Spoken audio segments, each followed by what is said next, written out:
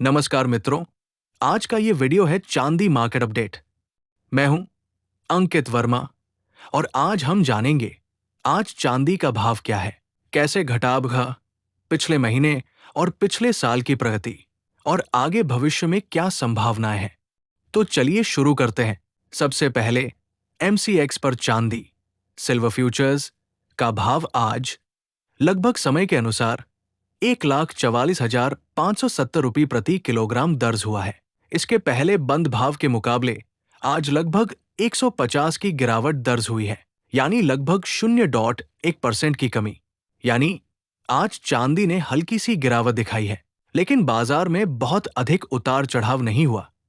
अंतर्राष्ट्रीय स्तर पर चांदी की कीमत USD 7.25 प्रति ट्रॉय ऑन्स तक पहुंची और ये पिछले दिन से लगभग प्लस 1.26% की बढ़त पर थी।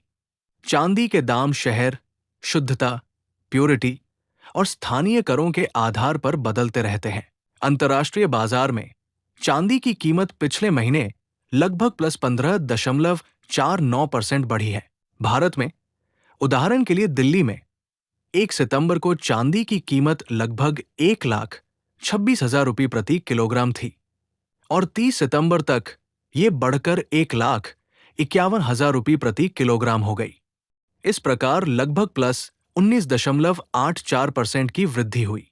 अंतर्राष्ट्रीय स्तर पर आज की कीमत पिछले वर्ष की तुलना में लगभग प्लस 48.36% अधिक है। भारत में मीडिया रिपोर्ट्स के अनुसार चांदी ने वर्ष 2024 के अंत से लेकर अब तक करीब 67.22% की वृद्धि की है। इस वर्ष 2025 ही चांदी ने निवेशकों को लगभग 57% का रिटर्न दिया है, जो एक उल्लेखनीय उछाल है। मांग और आपूर्ति का घाटा, सप्लाई डेफिसिट, विश्व स्तर पर चांदी की मांग, विशेष रूप से उद्योगों में जैसे सोलर पैनल, इलेक्ट्रॉनिक्स, तेजी से बढ़ी है, लेकिन उत्पादन उतनी तेजी से नहीं बढ़ पाया। इन्वेस्टर डिमांड निवेशकों ने सोने की तुलना में चांदी को बेहतर रिटर्न देने वाली धातु मानना शुरू किया है। मौद्रिक नीति एवं डॉलर की कमजोरी, जब डॉलर कमजोर होता है या ब्याज दरें नीचे होती है, तो धातु जैसे चांदी अपेक्षाकृत अधिक आकर्षक हो जाती है। टेक्निकल्स कुछ विश्लेषकों का अनुमान है कि चांदी की तेजी कुछ सीमा तक अतिशय हो सकती है और एक हल्की करेक्शन संभव है। कई विश्लेषकों का मानना है कि चांदी की तेजी अभी और जारी रह सकती है, विशेषकर यदि आर्थिक अनिश्चितता बनी रहे और निवेशकों का रुझान सुरक्षित धातुओं की ओर बना रहे। कुछ अनुमान ये भी है कि चांदी USD 48.25 प्रति ऑन्स तक पहुंच सकती है इस तिमाही के अंत तक।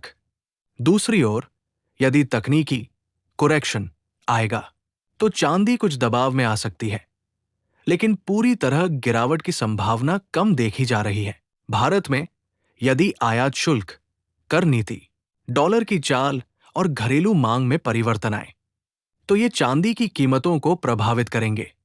तो मित्रों, आज चांदी ने हल्की गिरावट दिखाई है, लेकिन पिछले महीने और पिछले वर्ष में इसने जबरदस्त उछाल देखा है।